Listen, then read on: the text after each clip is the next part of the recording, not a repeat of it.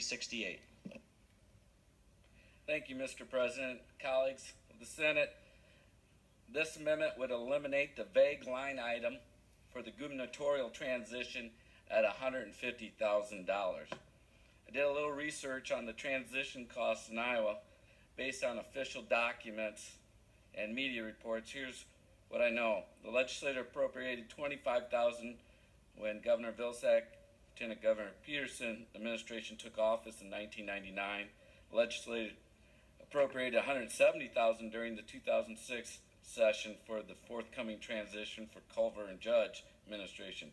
Now, Republicans are asking for $150,000 to help Lieutenant Reynolds transition to her new role as the state's acting governor when Governor Branstad is confirmed as the next U.S. ambassador to China. While the state's in the middle of a budget mess, it's extravagant and unnecessary to spend $150,000 to move Lieutenant Governor from one room of the Capitol to the other. That concludes my opening remarks. Is there discussion on the amendment? The chair recognizes the senator from Dallas, Senator Schneider. Thank you, Mr. President. I rise in opposition to the amendment and ask my colleagues to resist it. As Senator Bowman pointed out, transition allowances have been given to other transition to other governors during their transition periods in the past, including $170,000 to Governor Culver when he transitioned into the office after Governor Vilsack. This is a similar situation. You've got a same party governor transitioning into the role, and given the fact that we've allowed more money for previous transitions, this does not seem to be an unreasonable request. And when we asked the governor's office why they thought this was reasonable, they stated that there are certain expenses they know they will need to incur as different staffers move off of Governor Branstad's staff. For example, the governor's office will have to cash out vacation time and other sick time and other time off, and there are other expenses that go along with it too. So they thought it was reasonable. It does not seem like an unreasonable request to us in light of previous circumstances and prior precedent. So for that reason, I ask my colleagues to resist this amendment. Thank you. The chair recognizes the senator from Polk, Senator McCoy.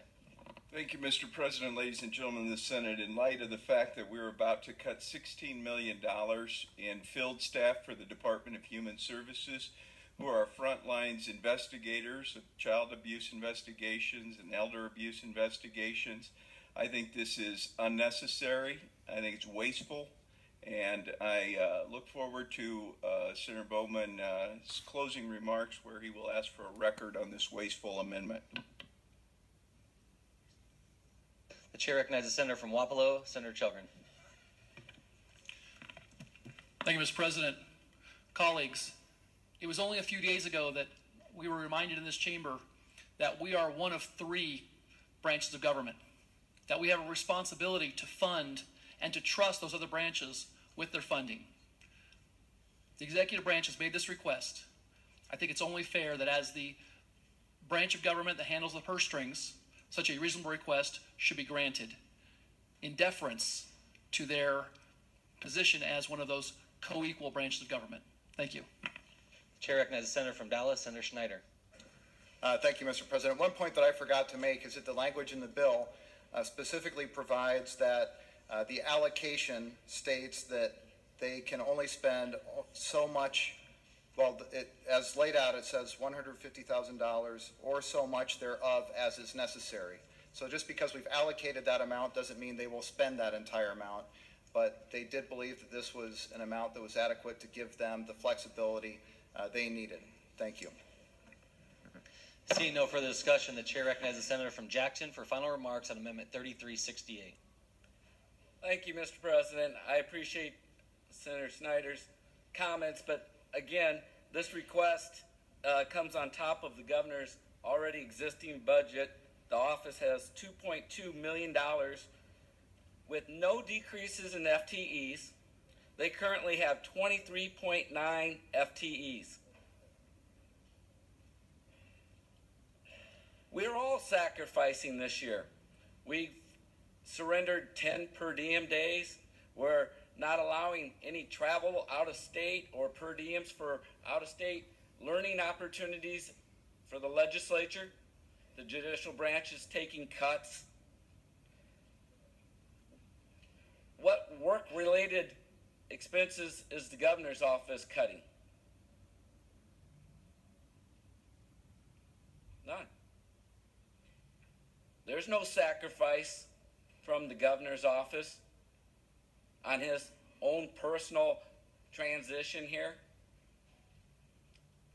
Senator Snyder gave us a real vague description of what potentially could be included with some sick days, vacation days.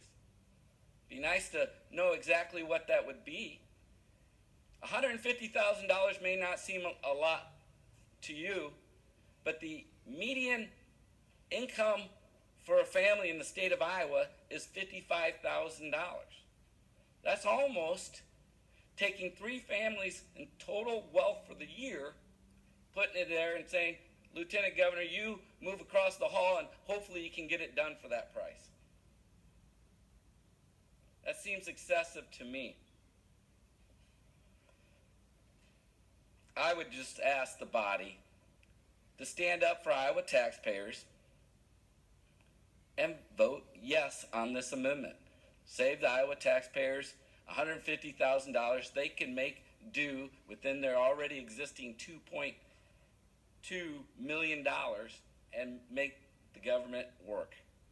With that, I would ask for a record vote and would suggest to the body a yes for Senate Amendment 3368. The senator from Jackson moves Amendment 3368 to Senate File 516. A record roll call vote has been requested. The secretary will open the vote.